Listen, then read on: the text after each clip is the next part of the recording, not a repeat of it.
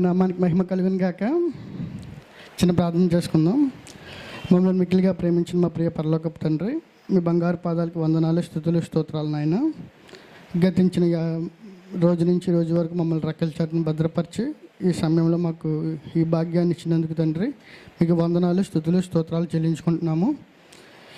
చెప్పబోతున్న మాట అంతట్లో మీరే తోడిని అడగమండమని, నాలో మీరే నడిపించమని అడుగుచును. ఈ చిన్న ప్రార్థన ప్రార్థన చేసుకోమని నజరేయుడైన యేసుక్రీస్తు శక్తి కలిగిన నామంలో అడిగి వేడుకొని ప్రార్థిస్తున్నాం తండ్రి, ఆమేన్. దేవుని నామానికి మహిమ కలుగును గాక. నాకు ఇవ్వబడిన మాట ఏలి ఏలి లామా షబక్తా అనే మాట చెప్పుకునే ముందు అసలు ఈ మాట ఎవరు మాట్లాడారు, ఎందుకు మాట్లాడారు, అసలు ఈ మాట అంటే ఏంటి? నాతో దయచేసి అందరూ మాట్లాడితే నాకు టెన్షన్ పోద్ది. నాతో మాట్లాడండి ప్లీజ్. ఏంటి మాట అంటే ఏంటి? అయితే మనందరికీ ఆ మాట తెలుసు, కానీ నేను అడుగుతుంది ఏంటంటే ఇది ప్రశ్న జవాబా? ప్రశ్నిస్తున్నారు. యేసు ప్రభు వారు యెహోవా దేవుణ్ణి అడుగుతున్నారు, నా దేవా నన్ను నేల నీవు చెయ్యి విడిచావు అని ఆయన అడుగుతున్నారు. అయితే ఈ మాటలో మనం తీసుకోవాల్సిన అంశాలు ఏంటంటే 3. 1, యేసు ప్రభు. అసలు యేసు ప్రభు అనే వ్యక్తి ఏంటి బైబిల్లో, ఆయన ఎందుకు వచ్చారు? 2వది ఏలి ఏలి అంటే నా దేవా. మనం బైబిల్లో చూసినట్టయితే ఆయన దేవుని కుమారుణ్ణి అని చెప్పుకున్నారు. బైబిల్లో ప్రతి దగ్గర దేవుని కుమారుణ్ణి అని చెప్పుకున్న వ్యక్తి సిలువలో నా దేవా అని అనవలసిన అవసరం ఏమొచ్చింది ఆయనకి?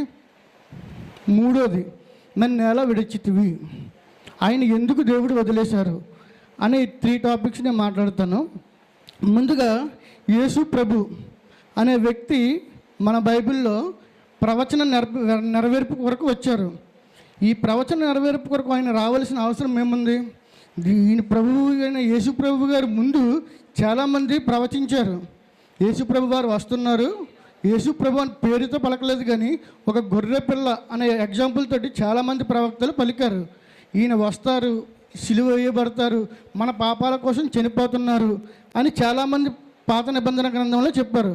ఇందులో మన బైబిల్లోని పాత నిబంధన, కొత్త నిబంధన అని 2 నిబంధనలు ఉన్నాయి. ఇందులో యేసు ప్రభు వారి గురించి కొత్త నిబంధనలో చెప్పుంటే చాలామంది చెప్పారు, అవి మనం నమ్మవలసిన అవసరం లేదు, ఎందుకంటే ఆయన చూచారు కాబట్టి చెప్పారు. కానీ ఇందులోని పాత నిబంధన గ్రంథంలో కూడా యేసు ప్రభు సిలువుని వివరించారు. అందుకు మనం నమ్మాలి యేసు ప్రభు వారిని. ఏమని? ఆయన తండ్రి కుమారుడు అని. అయితే ఆయన చాలామంది ప్రవక్తలు ప్రవచించారు. ఎందుకు ప్రవచించవలసి వచ్చింది అంటే, మన పాస్టర్ గారు అందరికి చెప్పారు, మనుషులను ఎందుకు సృష్టించాను అని యెహోవా దేవుడు చాలా బాధపడ్డారంట. ఎంతో ఇష్టంగా చేసుకున్న మన మనుషులని ఎందుకు ఆయన్ని మనం సృష్టించాము మనుషుల్ని అనే అంతలా మనం యెహోవా దేవుని బాధపెడుతూ వచ్చాం మన క్రియల ద్వారా, మన పితరులు. ఇప్పటికీ మనం బాధపడుతున్నాం. అయితే మొదటిగా బలి. ఏ పాపం చేసినా బలి ఇస్తే చాలు. ఆ బలి ఇచ్చిన తర్వాత ఆ పాపాన్ని అక్కడితో ఆపేస్తే ఆ బలికి అర్థం ఉంటుంది, కానీ ఆ పాపాన్ని చేస్తూ బలి ఇవ్వడం వల్ల దేవుడు బాధపడుతూ వచ్చారు. ఆ బలి ఇవ్వడాలు బలి అవుతూనే ఉంటుంది, కానీ పాపాన్ని ఆపట్లేదు.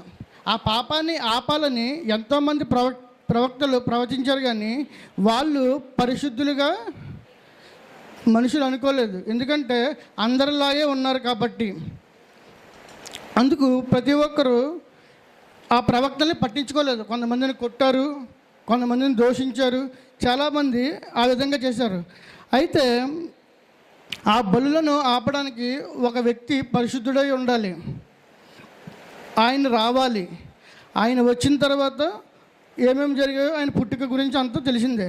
అయితే ఆమోసు 8వ అధ్యాయము 9వ వచనంలోని చాలామంది ప్రవక్తలు ప్రవచించారు, కానీ నేను ఈయన తీసుకున్నాను. ఈయన ముందే చెప్పారు అందులోని 8వ అధ్యాయము 9వ వచనం ఒకసారి చదవండి.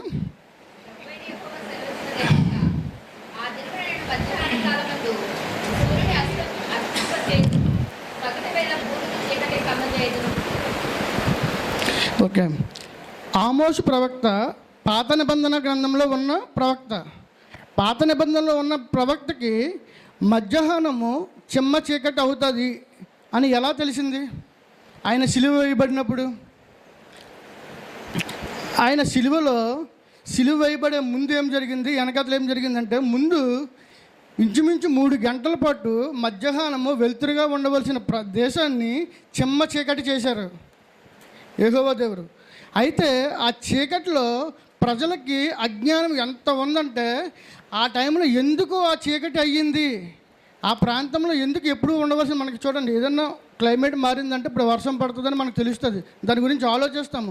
కానీ అప్పుడు ప్రజలు ఎందుకు అక్కడ చీకటి అయ్యింది, ఇంచుమించు 3 గంటల చీకటిని చెమ్మ చీకటి ఉన్నప్పుడు ఎందుకు ఆ చీకటి అయ్యింది అనేది ఆలోచించకుండా తర్వాత అంటారు, ఏలియాని పిలుస్తున్నాడు, ఏలియా వచ్చి కాపాడుతాడేమో చూద్దాము అని వాళ్ళు గుసగుసలు ఆడుకుంటున్నారు.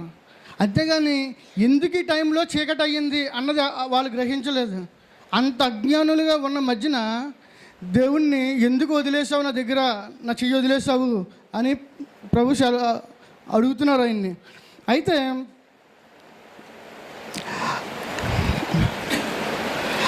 అయితే అలాంటి వాళ్ళ దగ్గర చిమ్మ చీకటి అయిందని మాత్రం వాళ్ళు గ్రహించలేదు. అలాంటి మూర్ఖుల దగ్గర దేవుడు ఎందుకు చెయ్యి వదిలేశారు, ఆయన్ని ఎందుకు చెయ్యి వదిలేశారు? అందరికీ తెలిసి మన కోసమే. సింపుల్గా చెప్పచ్చు, మనం అందరూ మన పాపాల కోసమే చెయ్యి వదిలేశారు. అయితే ఆయన చెయ్యి వదిలే ముందు అడిగారు, దేవా నా దేవా నన్నేల నీవు చెయ్యి విడిచితివి.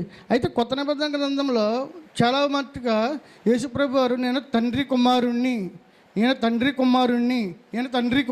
అని చెప్పారు, కానీ దేవుని కుమారుణ్ణి అని చెప్పలేదు. దేవుడు అని తండ్రి నన్ను పంపించారు, దేవుని కుమారుణ్ణి అని చెప్పుకున్నారు, కానీ నాకు దేవుడు ఉన్నారు అని చెప్పలేదు. అయితే సిలువలోని దేవా అని దేవుడిలాగా సంబోధించవలసిన అవసరం ఏమొచ్చింది యేసుప్రభు వారికి?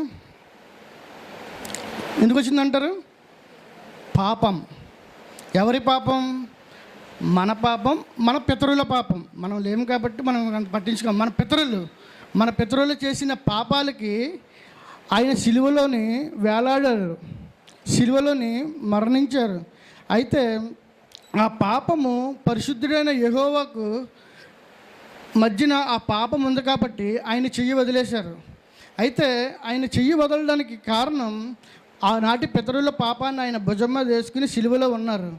అందుకు ఆ పాపం పరిశుద్ధుడైన యేసుప్రభు చూడలేక ఆయన చెమ్మ చీకటి కలుగజేశాడు. ఆ టైంలో చెమ్మ చీకటి కలుగజేసి ఆయన చెయ్యి వదిలేశారు.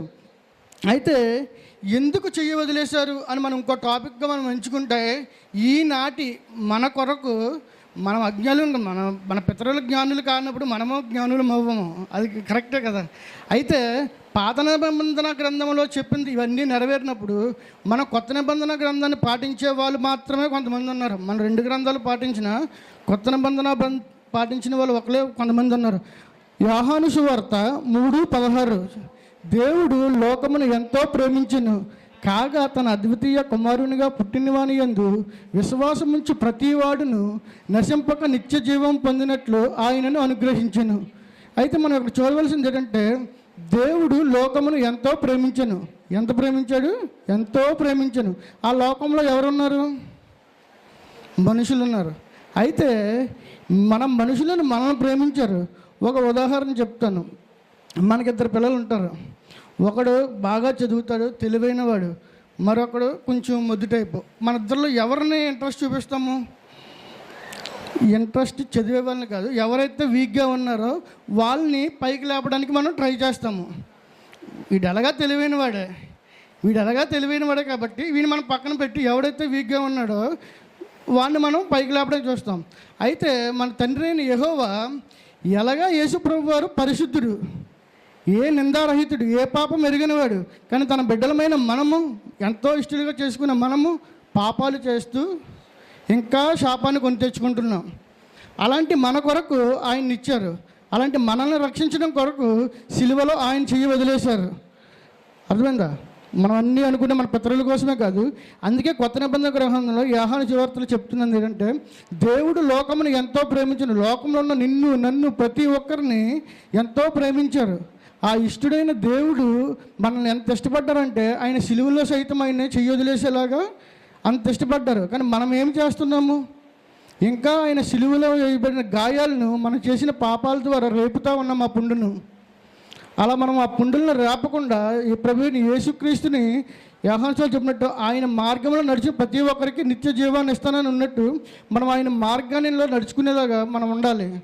ప్రతి ఒక్కరు ఆ మార్గంలో నడుచుకునేలాగా ఉండాలని నా ఈ కొద్ది మాటలను దేవుడు దీవించమని అడుగుతున్నాను.